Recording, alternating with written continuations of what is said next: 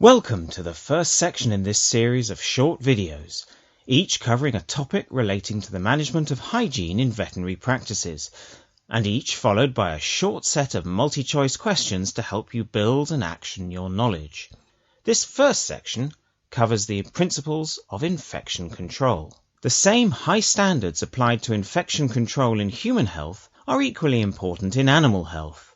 In both sectors we have the same objective: to prevent pathogens reaching a susceptible site in sufficient numbers to cause an infection. First, we will be looking at the types of pathogen, then how they spread. Following that, we'll look at the diseases that pathogens cause and the routes of transmission, followed by how to prevent pathogens from causing disease. We'll then focus on the different types of cleaning and disinfection, or decontamination. Finally, we'll finish this section with the procedures and routines you can implement in your practice for surveillance, monitoring, and control. You'll then have 8 multi-choice questions on the topics raised, so that you can test your understanding and retention of the information we've presented before moving on to the next section. The UK's Health and Safety Executive is responsible for the control of licences under the Specified Animal Pathogens Order. The HSE uses 4 standard classifications of pathogens, or groups as they are known, according to their individual risk to human health. These groups and their threat levels equally apply to animal health. For this reason, we also mention zoonotic diseases, which means the disease can be transmitted between humans and animals. Let's now look at these 4 groups in more detail. Group 1 organisms are of no concern. We encounter harmless bacteria every day and remain unharmed.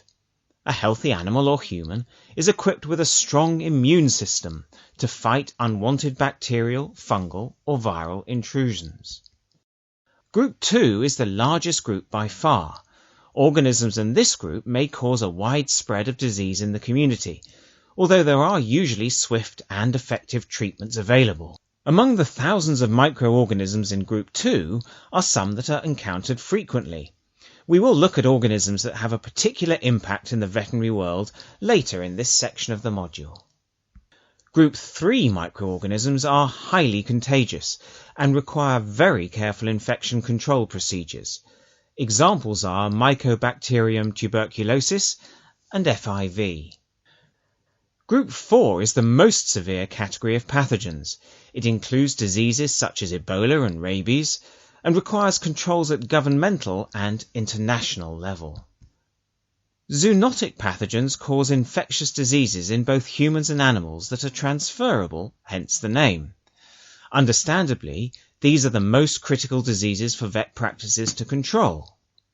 We will look at these in more detail shortly, but for now, let's look at how pathogens spread. Whether human or animal care, patients require contact. Almost everything we do and work with can be a vehicle for moving pathogens around. Human contact, food preparation surfaces, mixing and eating equipment, even our overalls, they all present risks. Even if we share a pen with a client, it can be a transmission risk. Unless we always wear special filtration masks, which is highly impractical, we will be breathing the same air as other people and animals who may be carrying infection. Animals come into contact with each other, either directly or indirectly, sharing the same environment and breathing the same air. Everywhere an animal goes, it will leave microscopic or more visible traces of temporary occupation. These traces may carry infective material that other animals could collect. They may get scratched or worse, and a bacterial eruption can result. Once unwell and required to pay the vet a visit, there are greater risks of cross-infection with and to others. Let's look at these means of transmission in more detail. Any body fluid from an infected animal can be a means of transmitting disease. These can include oral, nasal, sexual, and ocular emissions, as well as urine, vomit, feces, blood, sweat, lymph, and maternal milk. Direct contact can occur in the home or outside in common spaces. The vet practice is a high-risk environment if animals are able to come into contact with each other, particularly in common spaces like the waiting room. The cages or isolation runs into which a recovering animal is placed and its bedding may have traces of pathogenic material. Food and water bowls can be a distinct risk if inadequately cleaned between uses. A pathogen such as Bordetella bronchoseptica, which causes kennel cough, is passed on air currents in the breath of an infected dog. Once in the environment, it can be inhaled by another dog and so passed on.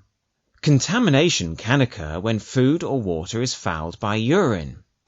Another possibility is where rodents or other wild animals leave feces on food. This is a distinct possibility from when food is poorly stored, for example in an outbuilding or loose in a tub. A disease vector is any animal or microorganism that carries and transmits an infectious pathogen into another living organism, often without becoming infected themselves. Mosquitoes are perhaps the best-known disease vector. Others include ticks, flies, sandflies, and fleas. Cleaning and disinfection play a major role in helping prevent these transmissions. All vets and animal welfare establishments need to carry out protective measures based on risk assessments. These measures are routinely monitored, as are the patients they protect. So, what should vet practices be doing to prevent disease transmission? Let's look at cleaning and disinfection in more detail. Cleaning generally removes solid wastes, dust, grease, and mess. It is the essential starting point in the infection control process, but it is not enough on its own. After cleaning, you need to ensure that you use the correct chemicals and protocols for sterilization and disinfection. In the next section, we will look at several classes of disinfectant and sterilizing formulations. We will talk through the rules of use throughout the practice as well. Items used in contact with body fluids and surgery are heat sterilized. A further section will examine instrument disinfection. Decontamination is a general term that brackets all of the processes of disinfection and cleaning in one descriptive word. Cleaning and disinfection involves the neutralization, destruction, reduction to manageable levels, or complete removal of dangerous substances, including dangerous microorganisms, from an object or patient. Even though often used interchangeably, each of the terms used in decontamination has a specific meaning. Cleaning, an essential starting point for the infection control process. It involves the removal of visible contaminants and degreasing. Disinfection. Some microorganisms are destroyed, but most are reduced to a level where they do not present a health threat. Sterilization. All living organisms are removed by processes that include dry or steam heat, irradiation, or chemicals. Cleaning is the necessary precursor to disinfection. The most potent disinfection applied to an unclean surface will not produce the full effect, and so is a waste of time and money. Some high-level disinfectants are also cleaners and work well, although careful attention to their application is always needed. Good disinfectant products like Anagene HLD4 are degreasing agents too. Degreasing is vital where animals are present and in the case of food traces. Sterilization is applied to used instruments and very special items of examination equipment. Theatres will often need to use sterilization chemicals in high-level programs on surfaces. Low-level disinfectants are generally the sort of products available on supermarket shelves. They will destroy low levels of group 1 or 2 vegetative bacteria, which are those capable of multiplying in a suitable nutrient, as well as some viruses and fungi. It is wrong to assume that the contents of any container bearing the name disinfectant will cope with every disinfecting job. As such, they are not suitable for the practice. Intermediate level disinfectants will destroy all levels of vegetative bacteria, including some mycobacterial organisms, as well as more classes of viruses and fungi than LLDs. High-level disinfectants will do all that an LLD or an ILD will do, such as the killing of grade 1 and 2 pathogens. They will also cope with grade 3 and other difficult viruses and bacterial spores. Anagene HLD4 and Chemgene HOCl are high-level disinfectants. Take care not to use a low or intermediate level disinfectant in the practice. Only HLDs are effective in this environment. Use dilution ratios to vary the strengths.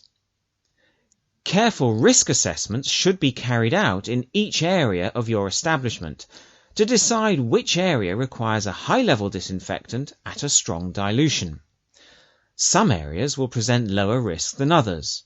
In these areas, a less powerful solution of high-level disinfectant can be used. Stocking a high-level disinfectant and varying the dilution at which a solution is prepared according to the level of risk will save money, space, and staff training routines. We'll be considering dilution issues again in more detail in other sections. If there is an outbreak of a notifiable disease, a registered disinfectant must be used. We will go into more detail on notifiable diseases in Section 2, but for now it is worth noting that Anagene NADCC is listed for use against many notifiable or general orders diseases on the DEFRA website. Wherever important work is to be done on an ongoing basis, there must also be follow-up procedures to check that the routines have been conducted on time and in the authorized manner. This also reveals areas for improvement. What is not checked or corrected will never improve. Let's look at how surveillance and monitoring needs to be conducted in the practice. For this purpose, we recommend that a team leader be appointed for cleaning and disinfection. This may, of course, be the practice manager or a senior nurse. The team leader will operate within Standard Operating Procedures, or SOPs, which have been adopted in each practice. We'll have more on SOPs in Section 2, but typically a good SOP will feature pre-designed checklists to ensure infection control policies have been applied properly, and observation of animals for changes in condition. The team leader will also be responsible for training all of the staff responsible for implementing the SOPs. Regular swabs should be taken across the practice in key areas to identify whether pathogens are present post-decontamination.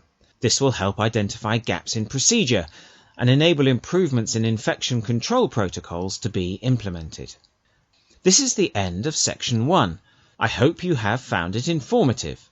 Why not test your knowledge by taking the quiz? Simply click on the quiz button below. Don't worry if you get any wrong, you can always review this video to refresh your memory. Once you are confident of this section, move on to the next. Section 2 goes into more details on disinfection protocols and SOPs.